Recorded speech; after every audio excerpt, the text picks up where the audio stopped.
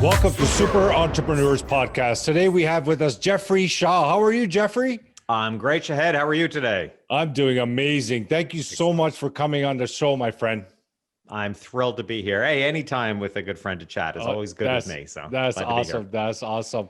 So we always like to kind of open the floor with the guests kind of introducing themselves, what they're involved with, because things change as you progress. So I'd love to hear from yourself, please. Yeah, sure. And it's always a little fun for me to explain my journey because it seems much more unusual to other people than it does to me because when it's in your own life, it just one thing happens to another. But I am my original career, you could say, is that of being a portrait photographer for very affluent families.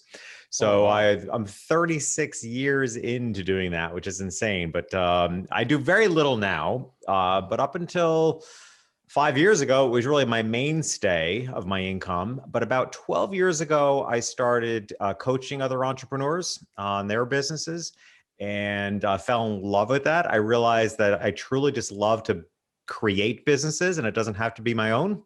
So I love supporting others. So I started coaching, and then that led to me to speaking on stages. I wrote my first book, Lingo, that came out in January 2018. My second book is The Self-Employed Life. And next thing you go from being a photographer, next thing you know, you're speaking on stages, writing books. I've had a podcast. My podcast, The Self-Employed Life, has been since, we're coming on 7 years. Wow. So you wind up, like I said, you head in one direction, you wind up going in several others, but somehow it's all connected. It's a journey, right? It is. And that's what I said. From the outside, it looks like, because I get asked all the time, like, how'd you go from being a photographer to an author, on business books? And I was like, well, to me, it's all connected because the dots connect and it's just all part of the singular journey. Yeah. And writing books, like it requires so much time and effort, right? Like it's like a full-time job. Yeah. So you must have had to like really be passionate about writing. First of all, it takes discipline. Books don't get written by inspiration. They might get started with inspiration, but they get finished by discipline. So when I write, I'm all in. And actually, it's set forward for me a really good practice. So when I started writing my first book, it came out in 2018, so I was writing it in 2017. And what I did is I carved off time on my calendar every afternoon from 3 to 6 or 7, I would write. So that meant I had to dramatically change my schedule because I had always had appointments all day long, like most of us. So I ended up, changing my schedule, condensing the earlier part of the day. And then I would treat myself to some wonderful location every afternoon. Be it I'd sit outside by the pool. I live in Miami, or I'd go to the beach. But once the book was done, I stuck with that discipline because I realized that then it became, hey, the book is done. But then I started using those same 3 hours for other content development, writing articles. You created a habit. Keynotes. Exactly. And it wound up being right. And it wound up being the right habit for me. And I think that's important for a lot of entrepreneurs because I can't tell you, Shahid, how many people told me to write in the morning. And I'm like, I tried it because most people write in the morning. It's like, but you know what? When I wrote, it didn't work for me. Everybody's different, right? So exactly. So I'm an afternoon writer, which I think is opposite of most people, but I couldn't focus in the morning because I was too worried about what wasn't getting done. I felt like I needed to put in a good 5 or 6 hours of work in order to earn the right to just shut everything off and then write. So it works for me. But I've stuck with the discipline ever since. Yeah. So you created the habit and you stuck with it and you keep creating. And content creating is like an art, right? Like you have so much stuff in your mind and sometimes it gets overwhelming to even start. Like you want to say, like, you know what, let me start a little later on. Let me see how it goes. Yeah. But once you get in that momentum and you create it into a habit, that's when you can create that much content. Yeah. I find that two things for me, one is first of all, my phone's always with me anyway, but I have a Google Doc specifically on content ideas. And so if any idea comes to, because our best ideas are going to come to us when we're not ready, right? For me, it's almost always walking my dog and I'll get a content idea. And what I've also learned to do is not decide how I'm going to deliver that content idea. So if I have a topic idea, I'll write it down, but I don't know yet whether it's going to be a a podcast, Understood, YouTube video, an article, right? Mm-hmm. And I've learned to not force myself into a box to decide how I'm going to use that content idea, but then to sit with the topic and see where the topic is best serving people and how the medium of delivery. Yes. So yeah, it's been a big, I think step number one is to create a habit to capture the content idea. Yes. And the second one is to make sure you have the time to execute it. Yeah. So I'm very similar to that. I have notes, the notepad and Apple product. Yes. So it's linked, right? So if I have my phone, if something pops up, then I have it like sectioned off. So content strategy, that podcast, article, post, whatever comes up, I put it in there and I go back whenever I can to kind of fulfill it. But I just feel like it feels like a full-time job on its own, content creation. It can, but to me, the key is though, those ideas are always going to come up in an inopportune time. I kayak a lot. Nice. And I know that's what I'm going to, the peacefulness of the ocean and you're out in the sun and that's always when your ideas are going to come to you because your brain has been able to relax. So I always have my phone in a waterproof case around my neck. Oh, good. Because the ideas are going to come. So be ready to capture them. So you're adventurous like that? You do other things or is that the one key? It's fun. I don't think of myself as being adventurous. Like you will never get me jumping out of a plane. I'll do indoor skydiving and it's on my list of things to do. That I want to do. But no, I mean, to a degree, it's funny how, hey, here's how it is adventurous. It's an inflatable kayak. I mean, I live in Miami. I live in a city. Like we don't have places for actual kayaks. So it's an inflatable kayak. So many people have said to me, that's insane. You're in the ocean and something that a shark could bite. And I'm like, why is a shark going to eat plastic, so I'm confident I'm safe, but I guess in some regard it can be really rough too. I mean, it can be, but the inflatable kayaks are fantastic for maneuvering and they're actually more comfortable because it's soft plastic as opposed to hard plastic. So I don't know. I don't think of myself as very adventurous, but then again, I think being an entrepreneur is pretty darn adventurous. I'm just so used to it. I take it for granted, but anybody that goes into business for themselves is, bordering on insane, but we do it anyway. We wouldn't have it any other way. So that's amazing. Yeah. So true. So true. And how did you kind of evolved into speaking on stage and doing like keynote speeches and stuff. How did you get into that? Yeah. So, as a photographer, when I started my photography business, for whatever reason, I trusted my gut instinct a lot more than I think a lot of people do. I think we should always turn to trusting ourselves. And in my heart of hearts, when I started, I was 20 years old, but I understood really clearly that I didn't want to build a typical photography business. Okay. So I didn't actually pay any attention to what other photographers are doing. And I just kept my head down. I just had my head down doing what I was doing for 15 years. And then 15 years into being a photographer, I started understanding that my business was very different and far more successful than other people. I just didn't really know because I was just so... You were creating. You were just creating, Right. And I think a lot of us are innately competitive. So I just assumed everybody was doing better than me, right? Because part of the dangling carrot, part of what kept me going was self-generating this comparative feeling like somebody must be doing better than me. I had to run faster. So I just was working really hard and built this business. And 15 years in, actually it was driving with a friend of mine who was also a photographer and I was getting divorced. And I was venting about the settlement, the divorce settlement. And, he said, you're paying her what? Like pull off the road. And I literally pulled, he goes, how much money do you make if that's what you're giving her? And it was the first time I had ever been asked, the first time I ever said, and I told him, he said, how well is your photography business doing? And he's also a photographer.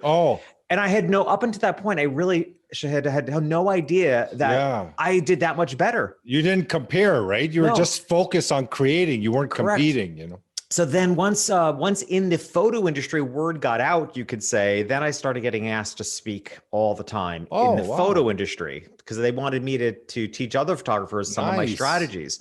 And then that led to speaking outside of the photo industry. So it kind of within industry first. When I wrote my book, Lingo, that really was kind of my card out, if you will, because I didn't want to be pigeonholed as to be just in the photo industry because I felt my concepts were, and my business concepts are much broader than having anything to do with a photographer. They're applicable to all industries almost. So I wanted to get out on broader audiences and bigger stages. So yeah, that's how it evolved. Amazing. And can you tell us more about Lingo, the book? Like, what is this? Can you elaborate? Lingo, it's interesting how, when I was writing, so my second book is The Self-Employed Life, my more recent book. And I wanted to be, I know that I'm going to write many books. So I wanted to be an author that there was a connection between the books. But when I started writing my second book, The Self-Employed Life, I couldn't actually see in myself the connection to the book Lingo. Lingo is a brand messaging strategy. The goal of Lingo teaches an entrepreneur how to define their ideal customer and how to learn to speak their lingo. The lingo of your ideal customers is sort of their secret language. It's tapping into their emotions. It's understanding what they're not saying to you. And it's based on deep emotions and deep understanding of who they are. And I knew that really well because that's how I built my photography business. I came from a lower middle class background. I wound up being the photographer for very wealthy families only because I took the time to do the work to understand their mindsets, their lingo, because I wasn't from their world. But I could serve them if I understood their world. So I teach that in Lingo. So Lingo is very much a brand message strategy, how to say the right things to the right people to get your ideal customers. When I was writing my second book, The Self-Employed Life, which the core principle of the self-employed life is around this idea of a self-employed ecosystem, which I think is incredibly invaluable to entrepreneurs in that, because I've been studying and observing this for 36 years, that self-employment is unique in that we don't have we don't have many departments like a corporation would. There is very little, if any, line between our personal lives and our work lives. But more than anything, the reason self-employment is unique is that how far we can go and how successful we can be is proportionate to our personal development. Right. So in two ways. In one way, we have to develop ourselves and expand our capacity on our mindsets for success in order to achieve success. And on the other side, in business for yourself, your buttons are being pushed all the time. Every inner critic, every, saboteur you have is being hit. So it forces you to grow quicker.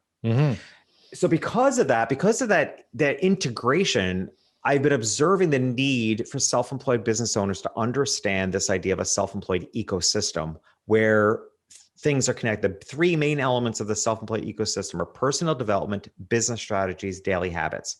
That you need to be healthy in all three of those elements. If any element is off, like an ecosystem in nature, it can destroy the whole ecosystem. So when I started writing this second book, I reached out to my editor of Lingo and provided her with the outline. I said, I don't want to be one of those authors that is all over the place. Like, do you see a connection between these books? And her response, she actually sent me back a video. She goes, how can you not see this? And I couldn't, right? You can't see something so close to you. So true. And she said, her response was, in Lingo, which gets back to the root of your question, what's it about? She said, in Lingo, you taught people how to create the environment through language, through messaging, to create the environment to get your ideal customers. In the self-employed life, it is an environment for an entrepreneur to get the business results they want.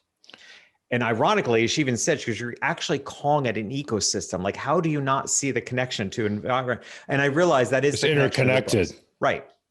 But that is the real core of the meat of my work and my new book, The Self-Employed Life, is to provide all three of those elements. So there's, I've got 1,000 hours of training as a coach. So there's a lot of coaching in the book, a lot of personal development, very specific business strategies that are right-sized for small and self-employed businesses. And then there's daily habits and mindsets that you want to enact on a daily basis so that you can create sustainability and even out the ups and downs and be able to manage the things that come at us when we're self-employed. So it's an all-inclusive system. And do you have another book coming to kind of connect it, or? We'll see. I mean, there's definitely going to be a third one. My goal is to, and I didn't set out this way, but my two books right now are 3 years apart. right? 2018 and 2021. Oh yeah. So I'm thinking that might be a pattern. I may go for like the next book. Because, the way I look at it is like this year, I will work all year. I will work for a year to get the word of the self-employed life out there. And then I'll give myself a year breather. And then the next year, you have to start writing the next book again, because it takes a year to write and a year to get out there. So, but I want to give myself a little bit of a break in between the books. So there'll be another one. I'm just not sure what it is yet. That's excellent. And what you mentioned mindset. So what kind of focus do you have on mindset for self-employed individuals? How do you help? I think there's, and I do separate for the ease of people understanding, I separate personal development from mindset. And here's why, because personal development, I really focus in, because there's definitely an overlap. I mean, it takes mindsets to improve your personal development. The difference is this, and the goal of personal development is to increase one's capacity for their success. Because if you don't do that, and this is what I think is most often lacking in an entrepreneur's ecosystem, is they haven't done the personal development work. So if you don't have enough capacity, what happens is most entrepreneurs are so action-oriented that they're doing all the things, they're running like a hamster on a wheel, but monkey mind, but there's no place for it to go if you haven't increased the capacity, right? And capacity means, it's things like getting out of limited thinking. It is making sure you're clear on where you're going in your increasing awareness, right. Overall. And it's also just, and you probably do know this, but it is incredibly difficult to get people to step into what they deserve, right? It's the limiting beliefs that hold them back, correct. Right? And if you haven't done that, if you haven't stepped into what you really deserve, how can you expect to get what you actually deserve in life, which is probably much more than you currently believe you deserve? So that's what I mean by it's mindsets, but with the objective of developing one's person, right? Their capacity. Overall. Right. Where mindsets on the other end, when I consider like mindsets for daily habits, those are affirmations. Those are consistent, because what we know in personal, growth is that just like weight loss, small, consistent behavior creates sustainability. If you lose weight too quick, it's harder to keep it off. If you lose a couple pounds a week, you can maintain it. Same thing with mindset. So I'm a big believer that you can, you want to set up the business systems, the business strategies, you want to develop your inner capacity, and they have to be supported with daily habits that create consistent mindsets so that you sustain your success. Yeah, you can stop training your mindset. You can stop working on it, and all of a sudden, within days and weeks, it just becomes history. You don't know, right? So it's a regular routine, just like you work out in the gym. You got to work out your mindset, and and I feel like it's like a foundation, just like when you construct a building. Correct. As a foundation, you need that strong. I never knew that. Like before, I was just always strategy, always rushing, and always that monkey mind. I lived it, and it was just so stressful. Once I found out about figure out my mindset, worked on that, made that a habitual way of being, everything started transforming. So there's a quote in the book that has been, several people I've read have kind of pulled that quote out because it's obviously important to them. And the quote is here. I wrote it, so let me think I remember it. The quote is that the risk is not in building a business. The risk is in not supporting the business you build. Right. I mean, we somehow have been culturally led to believe that there's all this risk in starting a business and that you're going to fail. The rate of failure is high. Right. Risk and build. It's actually not. I mean, the risk is not in the business you build. The risk is in not supporting it. Yeah. Right. Supporting it with your mindsets, your consistent daily habits, because if you don't, you're much more likely to become derailed, run out of steam, run out of energy, burn out, or give up. That's so true. So true. That brings me to the question about your morning routine. Do you mind sharing your morning routine? No, not at all. You must have a ritual, right? Like I'll share mine after yours, so if that helps. Cool. Well, mine might take a half hour. No.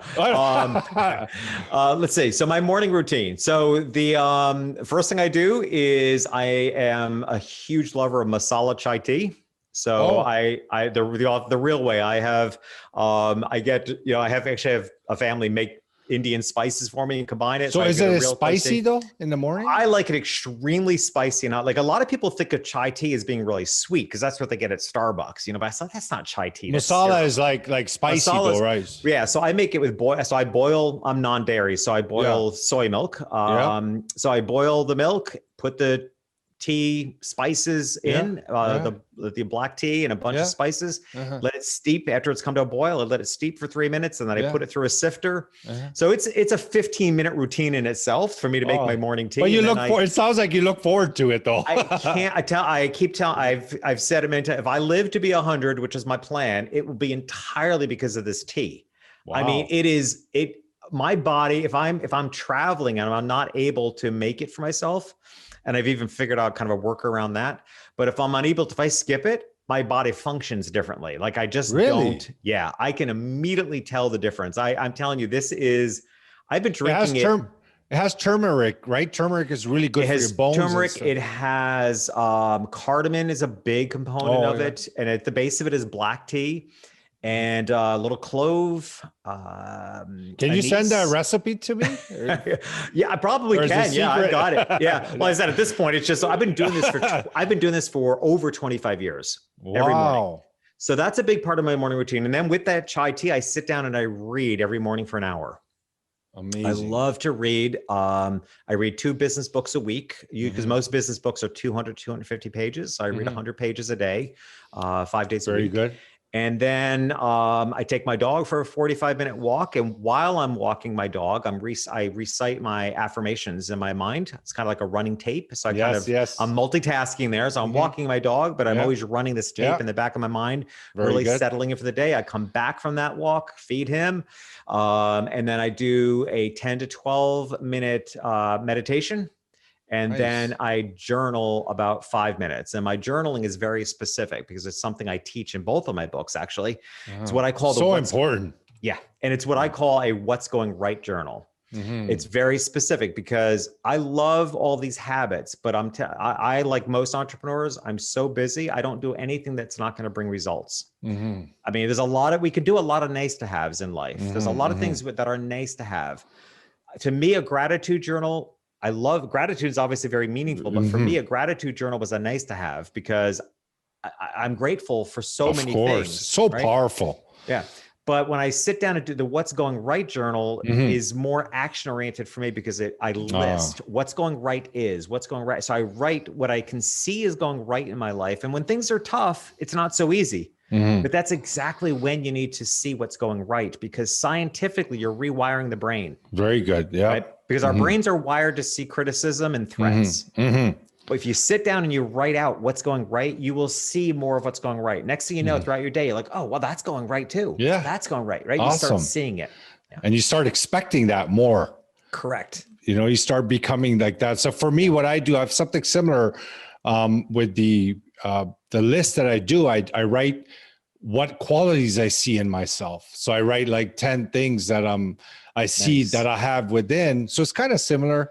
So it's like, if I'm a better speaker now, I'll mention that, right? So different things that I notice that day, sometimes they're repetitive, obviously, but that's how I do it.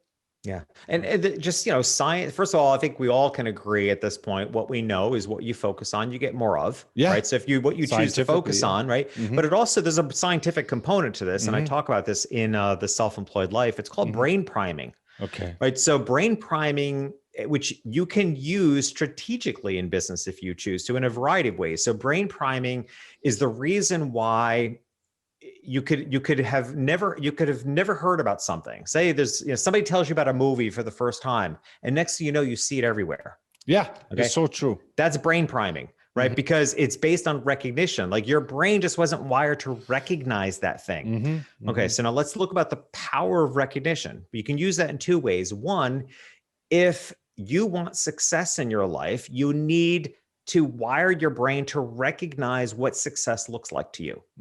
That's why affirmations are important because you're affirming you have to be success. You have to be it. And then you will see it more likely. The other reason, the way brain priming really works in business is now let's flip it and imagine the power of that to your customers.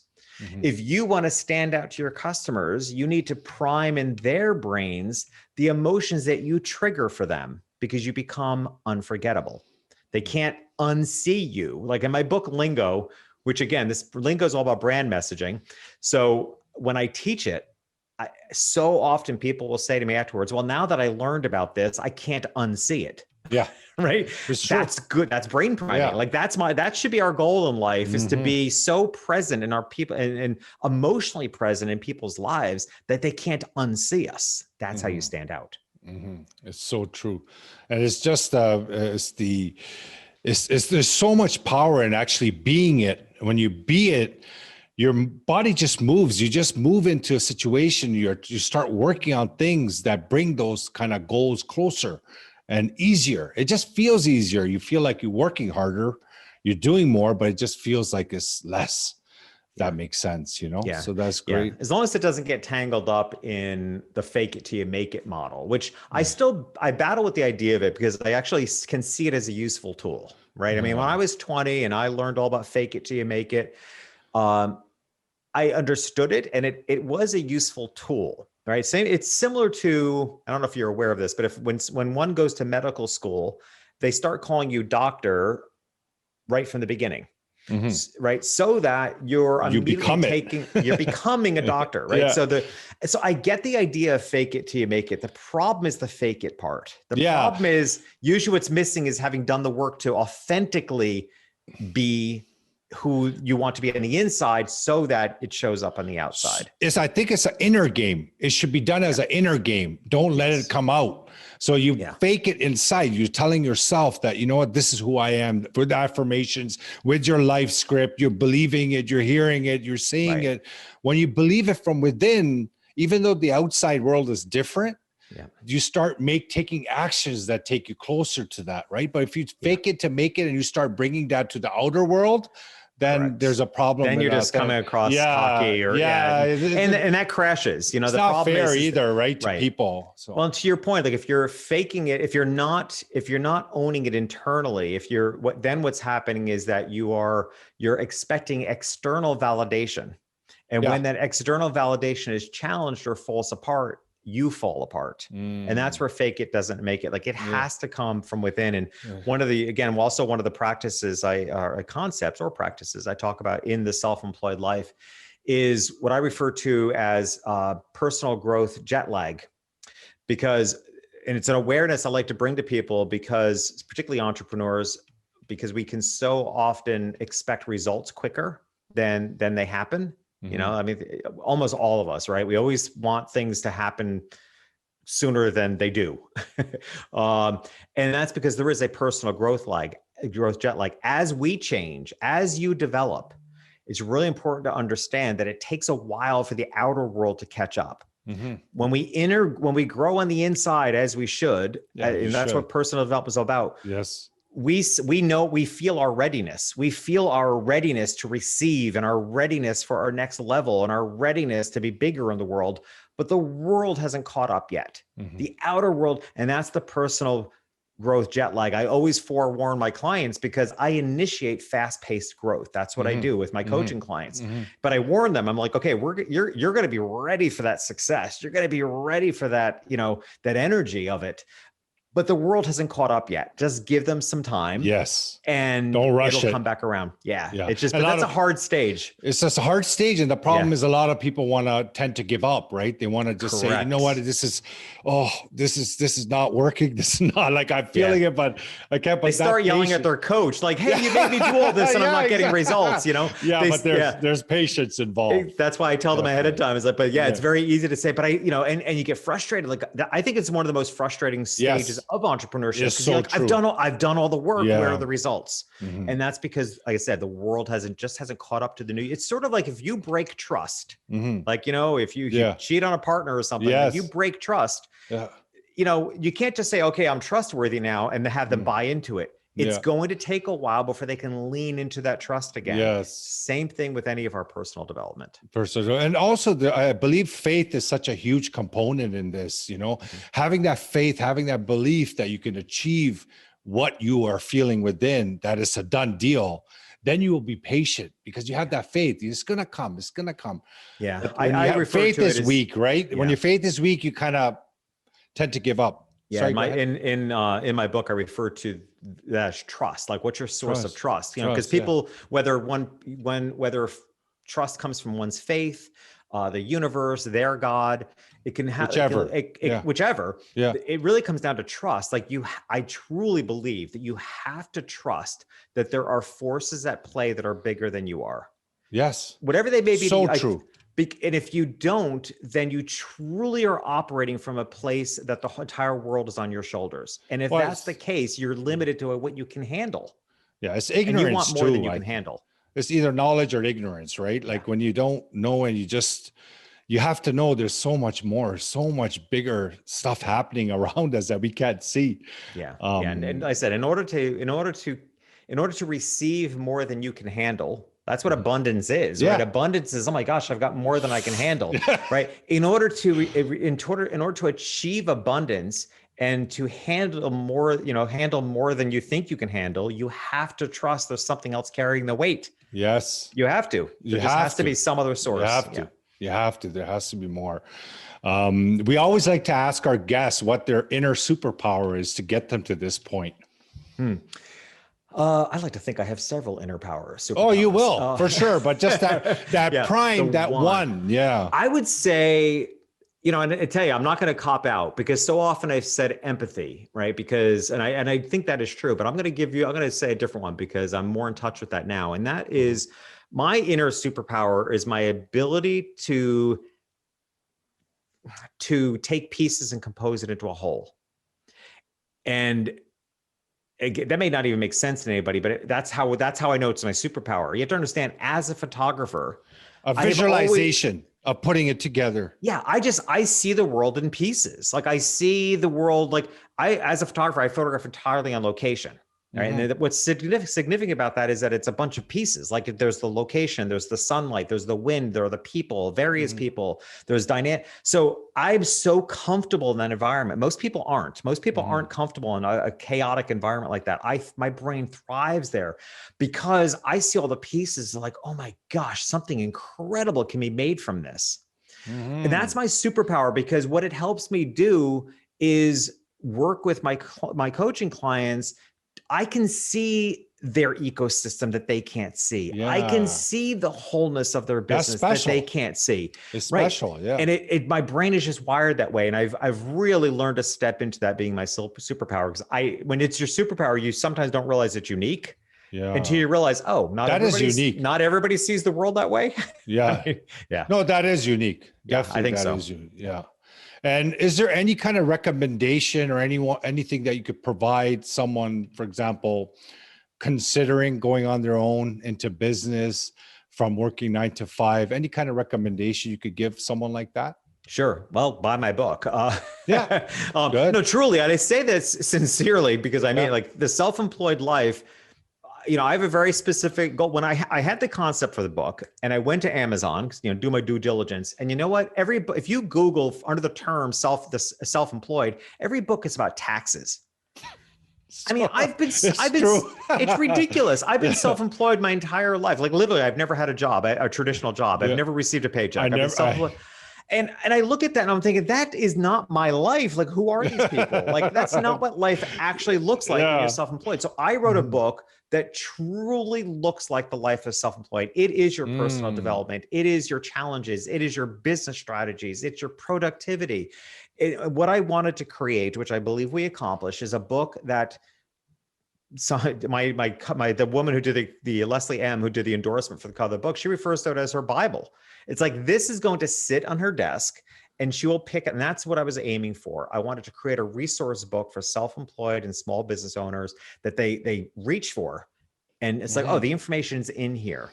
So honestly, starting out, I really do want people to have this book because there's nothing else out there that brings it all together. Right? This is all inclusive. Otherwise, one of the most common things self-employed business owners say is they feel like they're all over the place. And I'm like, well, it's no wonder, because you've had to go to coaches for your mindset work. You've had to go to conferences for programs. You've had to hire people for specific tasks in your business. You've had to buy online courses for training. Like, you have had to go everywhere to get what you need. It's no wonder you feel like you're all over the place, right? This book brings it all together. It really is all the pieces that somebody needs. So, and I think that's so important to making a self-employed business owner feel okay, and also to be efficient so they can get on with it. It's a go-to book for self-employment. It really is. I mean, I am all out to, this is so important to me that this is all, the whole world of self-employed. I even started an advocacy group called Voices of the Self-Employed, where I'm building a bigger community so that we can make sure that we are protected in our governments, right? So that we can, obviously I'm based in the US, so I'm focusing a little bit more on that for now because I have more influence there. But I want to make sure that in the case, not if, when there's a case of another pandemic or another global tragedy, that we make sure we get fair representation and funding. Because what has happened in the past is that the businesses I care most about are actually too small to be considered small business. And then we get stuck in this loophole, like, because small business in the US anyway is defined up to 500 employees. Now, most self-employed businesses are businesses of one, maybe three. Yeah, three. Right? Yeah, exactly. So we have fallen into this. So what happens is the government throws you a little bone and says, here's a stimulus check, go live on that. And you're like, that doesn't represent the help I need. I have a business. Yeah. The COVID, this pandemic is the first one in US history anyway, where we have the PPP loans. There became loans available that may or may not be forgivable. So it's a good step in the right direction to make sure that there is support for small business owners. But we have a long ways to go, because otherwise self-employed and truly small businesses, your business of 5 or fewer, they have always fallen through a loophole. And, we need to solve that. So that's why I'm even getting involved politically. Very good. So to me, my whole world revolves around being a voice and an advocate for self-employed business owners. That's great, Jeffrey. It's been an honor having you on the show. I'm so grateful that you took the time to come on. And I want to officially thank you for being on the show. Yeah. Thank you. Thank you for inviting me. No problem. And audience, please subscribe.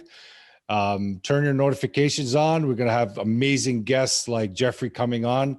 And if you need help with anything, Jeffrey is more than welcome to have you connect with him and take it from there. And again, thank you so much.